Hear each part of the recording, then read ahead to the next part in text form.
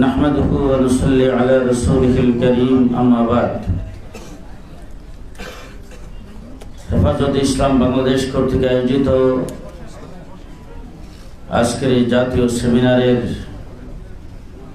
সম্মানিত শ্রদ্ধাভাজন সভাপতি, মঞ্চে উপবিষ্ট হেফাজতে ইসলাম বাংলাদেশের কেন্দ্রীয় নেতৃবৃন্দ, জাতীয় নেতৃবৃন্দ, সমবেত সাথী ও বন্ধুগণ, আজকে 5ই মে 2013 সালের সেই 5ই মের কথাই জাতি কারবালার ইতিহাসকে যেইভাবে স্মরণে রেখেছেন, বদর, উহুদ, খন্দককে যেইভাবে জাতি ভুলে যায় নাই, গোটা বিশ্বের মুসলমানদের ইমানি কোন আন্দোলনকে যেমনি করে ভুলে যায় নাই, বাংলাদেশের সর্বস্তরের মানুষ 71-এর মুক্তিযুদ্ধকে যেইভাবে ভুলে যায় নাই, 25শে মার্চের কালো রাত্রিকে যেইভাবে ভুলে যায় নাই, ঠিক সেইভাবেই এই জাতি কিয়ামত পর্যন্ত শাপলা চত্বরের গণহত্যাকে স্মরণ রাখবে। আজকে যারা শাপলা চত্বরকে নিয়ে মিথ্যাচার করে, তাদেরকে পরিষ্কার ভাষায় বলে দিতে চাই, শাপলা চত্বরে গণহত্যা হয়েছিল রাতের অন্ধকারে বিদ্যুতের লাইন কেটে দিয়ে পাখির মতো গুলি করে শত শত ইসলামপন্থী তৌহিদি জনতাকে তাহাজ্জুদরত, মুনাজাতরত, জিকিররত অবস্থায় যারা গণহত্যা করেছে, কিয়ামত পর্যন্ত জাতি যেমন তাদেরকে ভুলবে না, একদিন এই মাটিতে তাদের বিচার হবে হবে হবে ইনশাআল্লাহ। হেফাজতে ইসলাম বাংলাদেশ জিন্দাবাদ জিন্দাবাদ জিন্দাবাদ জিন্দাবাদ। সংগ্রামী সাথী ও বন্ধুগণ, বিজ্ঞ প্রবন্ধকার বন্ধুবর হযরত মাওলানা প্রফেসর আফম খালেদ হোসেন অত্যন্ত সুচিন্তিত একটি প্রবন্ধ আজকের এই সেমিনারে উপহার দিয়েছেন। এই জন্য ওনাকে হেফাজতে ইসলামের পক্ষ থেকে ধন্যবাদ ও মোবারকবাদ জানাচ্ছি। শিক্ষা জাতির মেরুদণ্ড। আজকের দিনে টকশোতে অনেক আলোচক, আমার দেশের অনেক বুদ্ধিজীবী বলে থাকেন শিক্ষা জাতির প্রাণ। কিছুদিন পূর্বে আমার দেশের মাননীয় প্রধানমন্ত্রী ছাত্রছাত্রীদের সামনে বক্তব্যে বলেছেন, শিক্ষাই সবচাইতে বড় সম্পদ। আমি জিজ্ঞাসা করতে চাই, কোন শিক্ষা সবচাইতে বড় সম্পদ?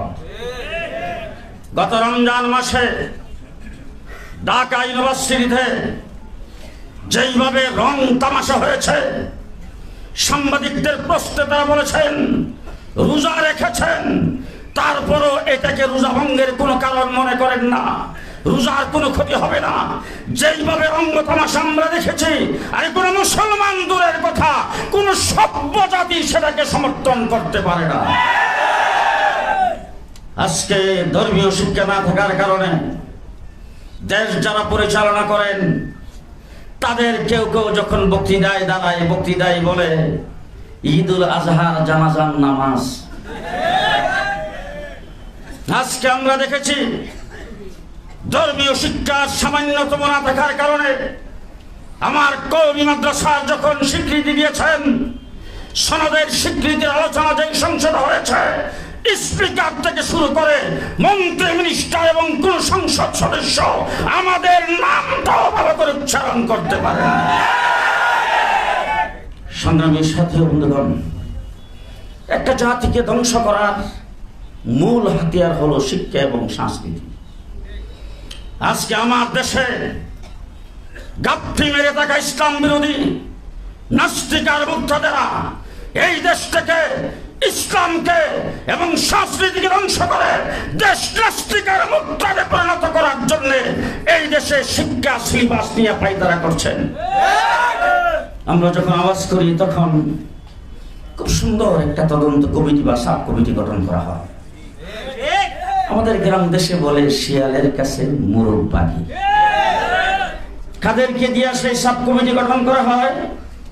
যারা সেই পায়তারাগুলি করছেন।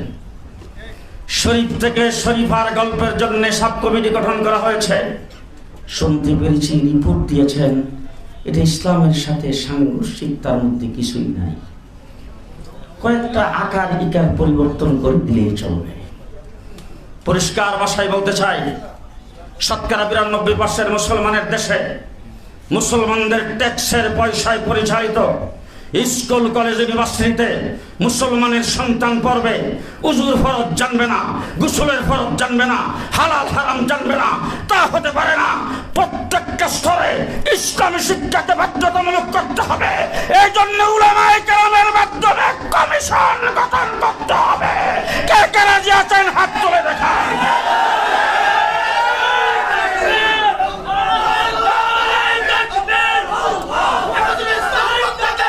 শেষ কথা বলতে চাই, আপনারা শুনেছেন এবং আপনারা বুঝতে পেরেছেন, এই নিয়ে আলোচনা করেছেন। কোন দেশে বাস করি? এতদিন শুনতাম ভারতে বিভিন্ন জায়গায় মুসলমানদের উপর নির্যাতন হয়। ফরিদপুরের মধুখালীতে হেফজখানার 2 জন তরুণ ছাত্রকে হিন্দুরা পিটায় হত্যা করেছে। আজ পর্যন্ত সেটা কোন প্রকারের কারা হত্যা করেছেন, কেন হত্যা করেছেন, সেই ডকুমেন্টস এখনো তৈরি হয় নাই। একটা লোক দেখানো তদন্ত কমিটি হয়েছে, লোক দেখানো ভাবে কিছু মানুষকে অ্যারেস্ট করছেন, কিছু মানুষের জন্য পুরস্কার ঘোষণা করছেন। পরিষ্কার বলতে চাই, হিন্দুরা এত সাহস কোথা থেকে পায়? মনে রাখতে হবে, হিন্দু ভাইদেরকে বলতে চাই, এইটা বাংলাদেশ সাম্প্রদায়িক সম্প্রীতির দেশ। আপনারা এই দেশে আপনাদের ধর্ম পালন করেন, কেউ বাধা দেয় না, কিন্তু মনে রাখবেন এটা গুজরাট নয়, এটা দিল্লি নয়, এটা কলকাতা নয়, এটা কাশ্মীর নয়, এটা শতকরা 92% মুসলমানের দেশে বাংলাদেশ, বাংলাদেশ, বাংলাদেশ। সুতরাং সাধু সাবধান, সাধু সাবধান। ধর্মকর্ম পালন করছেন এদেশে নির্দ্বিধায়, আরামের সাথে কোনো বাধাবিঘ্ন নাই। যদি এইভাবে মুসলমানদেরকে বৃদ্ধাঙ্গুলি দেখান, এইভাবে যদি মুসলমানদেরকে হত্যা করেন, এইভাবে যদি মুসলমানদের উপর চাপিয়ে পড়েন, বাংলাদেশে মুসলমান কি করতে পারে সেটাও দেখা দেওয়া হবে ইনশাআল্লাহ। নাসরুম মিনাল্লাহ, ফাতহুন কারীম, ওয়াবাশশিরিল মুমিনিন। আসসালামু আলাইকুম ওয়া রাহমাতুল্লাহ।